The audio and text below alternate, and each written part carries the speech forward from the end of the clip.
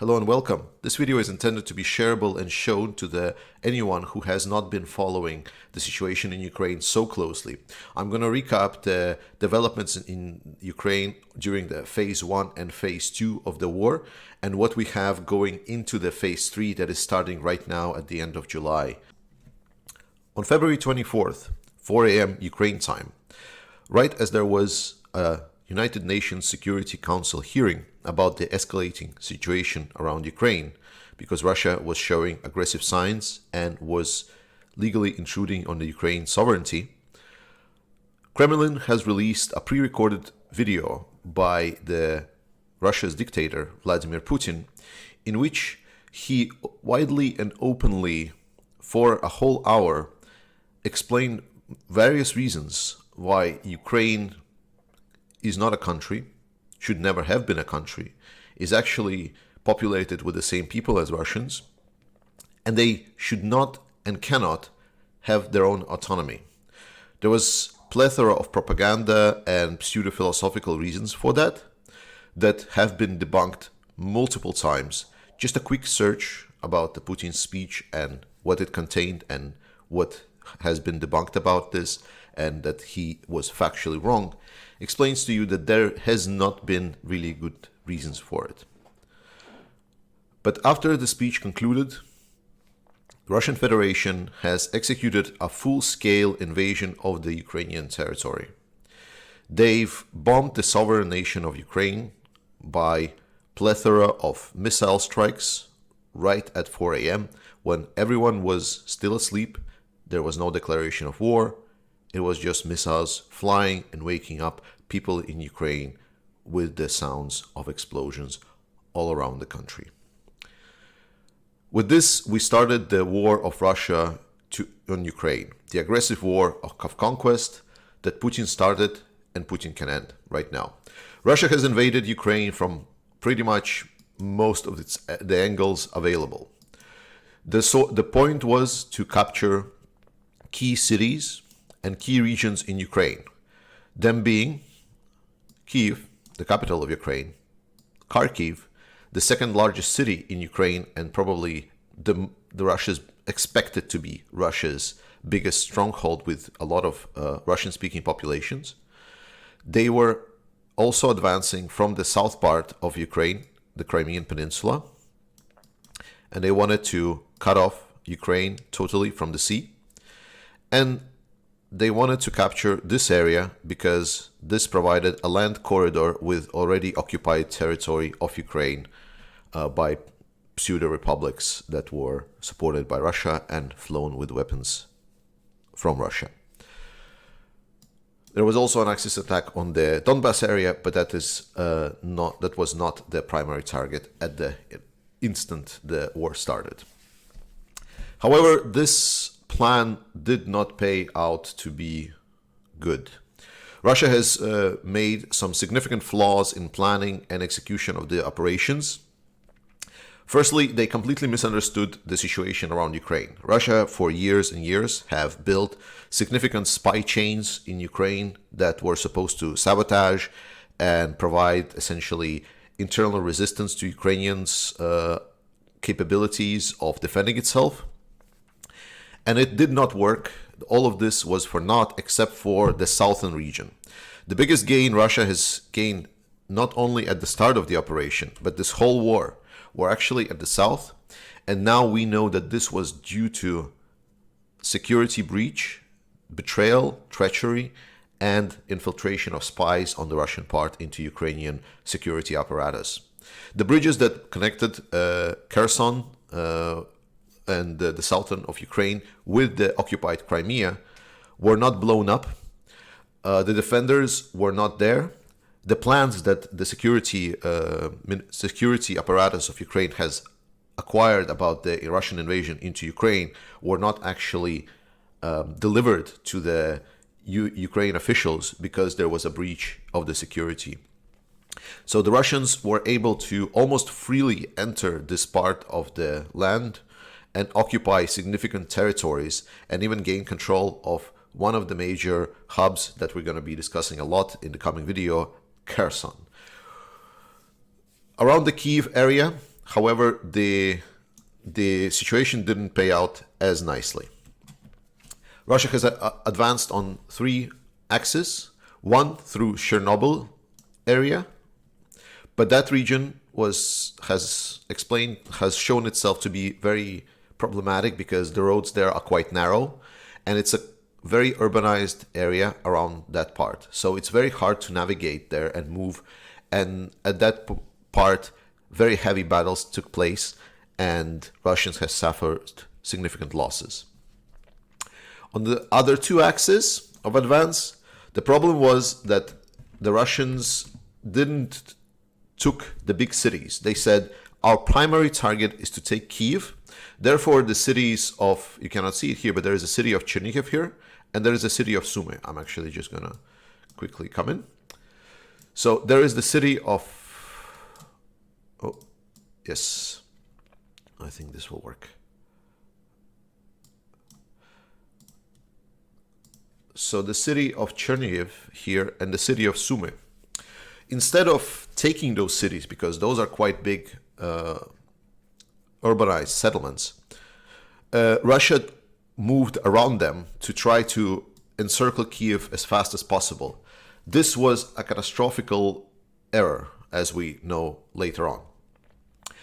There was a significant resistance forces both in Chernihiv and Sumy, and they were able to essentially attack the columns of Russians that were passing by towards Kyiv. So they were really hindered by any kind of advancements from the Russians from those cities. Russia tried to suppress that by shelling heavily the cities, but it helped only somewhat. It helped Ukrainians not to recapture the roads that Russia was advancing upon, but the sneaky strikes and partisan warfare has shown itself extremely successful. And by the start of early April, Russia has suffered devastating losses around the north part of Ukraine and decided to withdraw. The similar situation happened around Kharkiv. Kharkiv was always considered by the Russians to be a very pro-Russian city of Ukraine before the war. Now the situation has changed significantly. I've been to Kharkiv multiple times, and I can tell you that there was sometimes very hard even to find shop signs written in Ukrainian rather than Russians in Kharkiv. It was a very massively Russian-speaking populated city of Ukraine. And it was expected by Russians that they will just come and they will just be greeted with flowers and cakes, and it would be an easy ride. This showed the second flaw in the Russian initial plan. They did not understand and expect what kind of resistance they will get from the Ukrainians. So towards Kharkiv, they sent out very tightly packed military convoys that were basically said, just roll in, it will be fine. And besides the devastation that were caused around Kyiv area and the north part of Ukraine, the second big devastation that Russia got was around Kharkiv. The amount of vehicles and equipment destroyed around Kharkiv is hard to even comprehend. When you look up videos from that time, you will see kilometers and kilometers and kilometers of vehicles burned, like hundreds, thousands in lines of vehicles completely devastated because they just came in as a rolling column without any kind of battle order because they were just expecting to just come and be greeted. After not being able to take Kharkiv because of the local territorial defense efforts, they started shelling the city. And it was a major blow to the campaign that Russia wanted to wage, because Kharkiv was perceived as if this was a city, it was a pro-Russian city, as I said. And therefore, a lot of the people in Ukraine saw then later the bombings of Kharkiv that Russia started to execute as basically Russia killing Russians in Ukraine. And that changed the perspective for pretty much all people in Ukraine.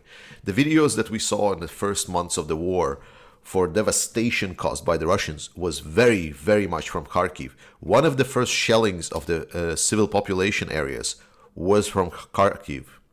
This city has been on the front lines ever since, and it's being shelled to this day, over 150 days in a war.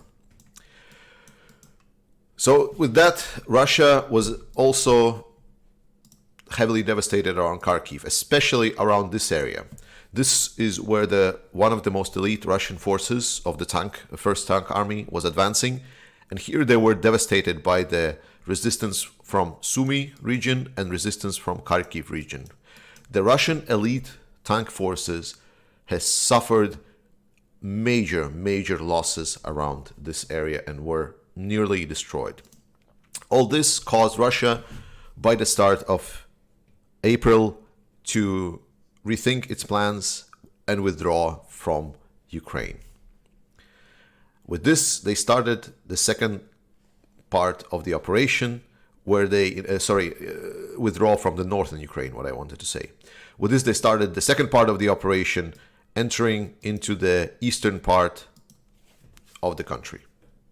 After taking a pause to reconsider what went wrong with the first part of the plan, Russia has learned some lessons and understood what was the weakest side of their army.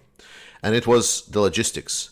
Russian logistical networks that were extending too far and they were going too much over the enemy territory has proven itself to be a devastating situation to be in. So they completely revamped the plan, and they decided to focus instead on territories that are closer to Russian logistical supply hubs. By the nature of Russian army, we know that they don't have that many supply trucks, and the supply trucks are having a problem that Russia does not use any specific complex logistical machinery. They don't have any heavy loaders, so everything that needs to be loaded in the supply trucks is being loaded with people just carrying it with hands. And that everything that needs to be unloaded from the trucks is being loaded out with people by using their hands. So to move a lot of the things from the further distances, Russia is using railway networks or many hub facilities for storing ammunition. This became the core principle for the second part of the war. Russia wanted to focus where their border was near, where the logistical hubs were near, where they can store ammunition, and then advance maybe alongside the railway networks. So the plans for the second part of the war were outlined as taking over the whole administrative region of Donbas, right here, taking over Kharkiv, and continually take over the Ukrainian seaside and take over Odessa, especially the city on the south side. This was the outlined plan that was stated for the second part of the war by the Russians. And we now know that it didn't work out as was expected, but let's get into it. Firstly, Kharkiv. Obviously, Kharkiv had no chance of being taken because it was already tried to be at the start of the war. It was still tried to be further on. It was still blockaded a lot. All of this part was still taken by the Russians, and Kharkiv encirclement was still possible. However, Ukrainians proved themselves to be capable of fighting, and the forces from the north of Ukraine actually came in to supplement the blockading of Kharkiv, and Russians have been pushed out from the direct contact with the city of Kharkiv, and instead Kharkiv is now just sustaining artillery fire on a daily basis. A lot worse the situation was for the Russian on the Kherson axis. After swiftly taking Kherson, Russians were very much motivated to just go and continue taking towards the Odessa. And there was also a Russian fleet that was supposed to come in and force Odessa to surrender and circle it. And then the Russian forces, the somewhat weak Russian forces around the Transnistria region, were supposed to come in and support taking over the Odessa. This plan, however, failed because of the strong resistance that Mykolaiv here has provided. The city of Mykolaiv has proven itself to be impenetrable forces for the Russian forces. Impenetrable fortress, and with the support from the Ukrainians that came in from the north side and the newly formed massive territorial defense forces around Kryvyi Rih and Zaporizhia, the forces of Russians were essentially stopped around the administrative line of the Kherson Oblast. this one here.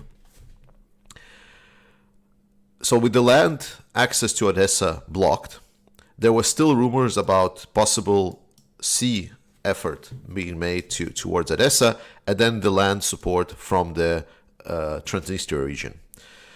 However, the sea campaign was shut down pretty harshly when Ukrainians were able to execute a tremendously successful strike against the flagman ship of the Russian Navy, the Moskva.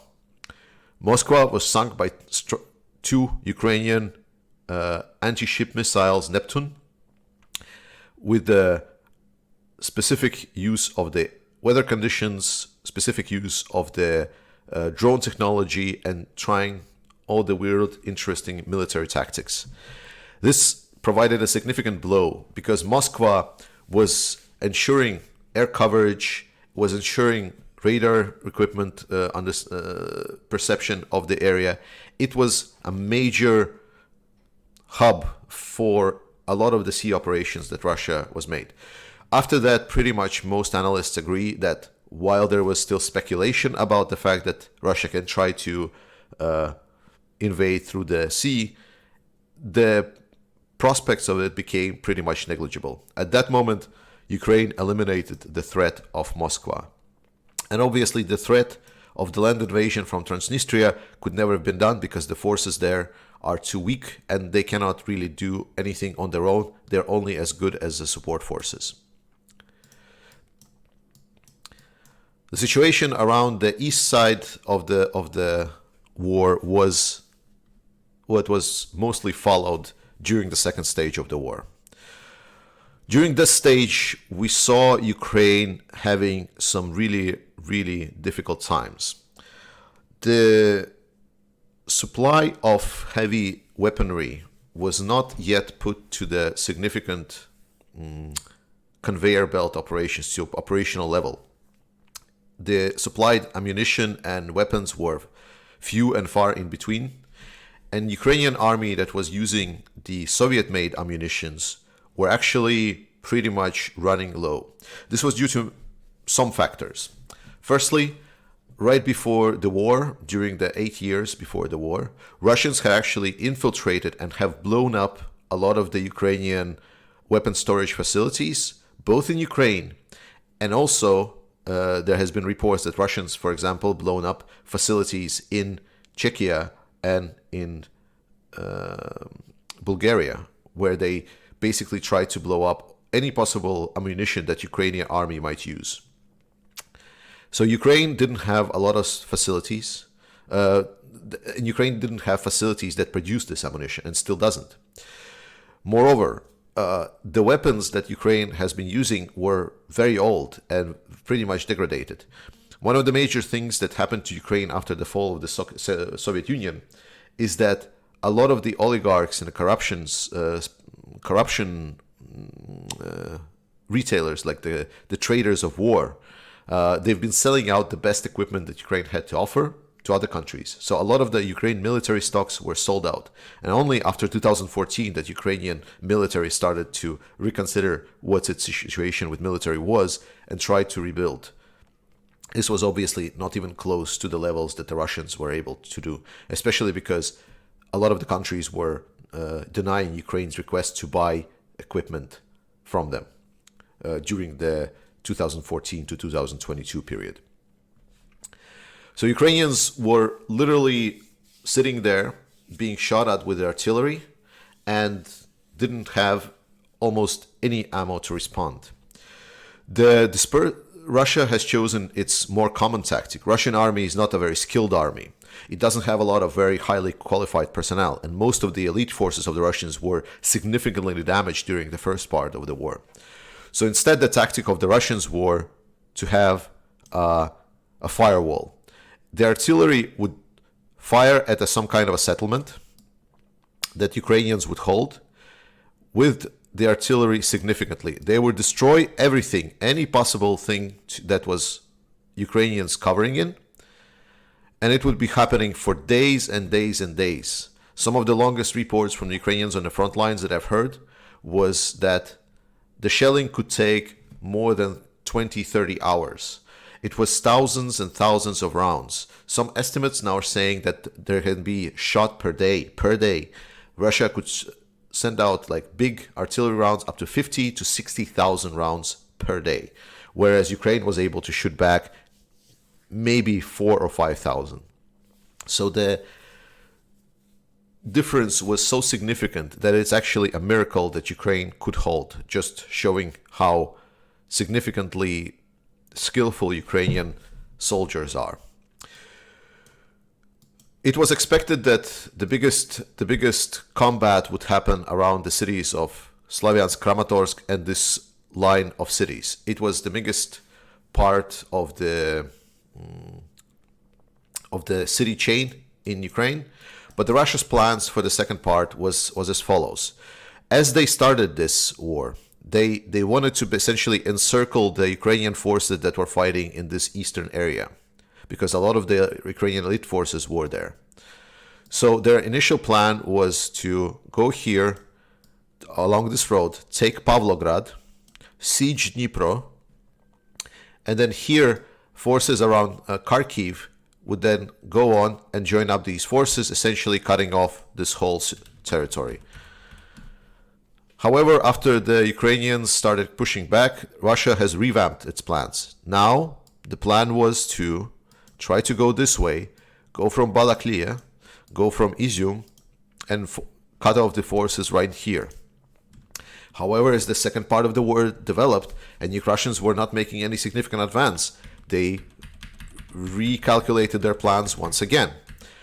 So instead they said, okay, let's try to go from Volnovakha and from Izium, and let's join up forces here and then cut off this part, and then siege Kramatorsk and take Kramatorsk.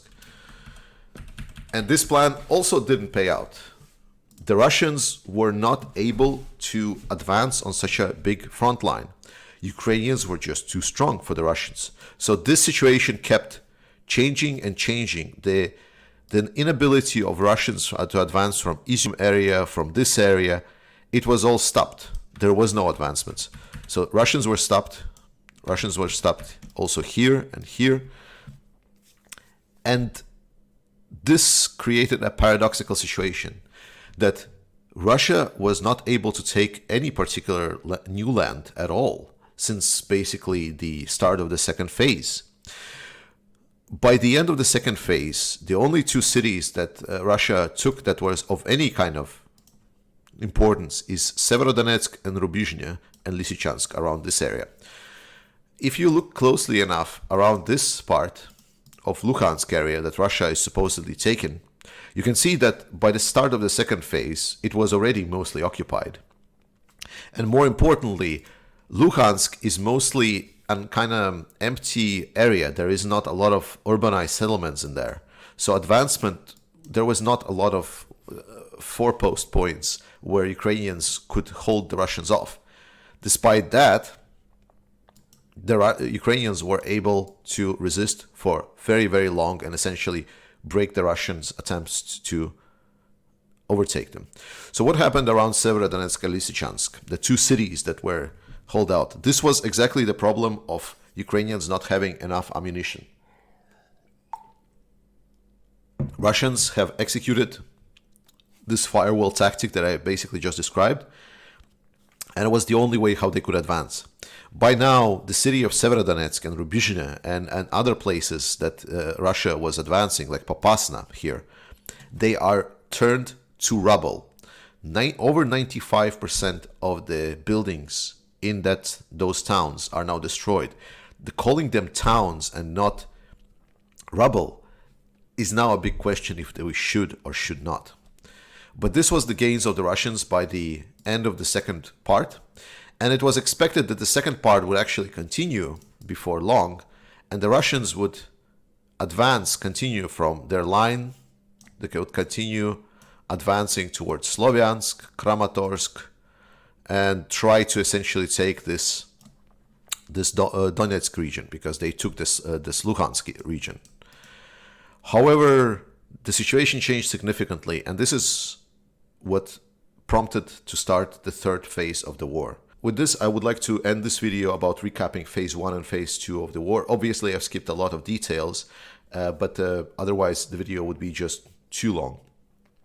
I'm going to have a linked video to the phase 3 description that we're going into right now. What are the goals, what the sides want, and why does it matter? So please be sure to follow that link to get understanding about the phase 3, and thank you for watching.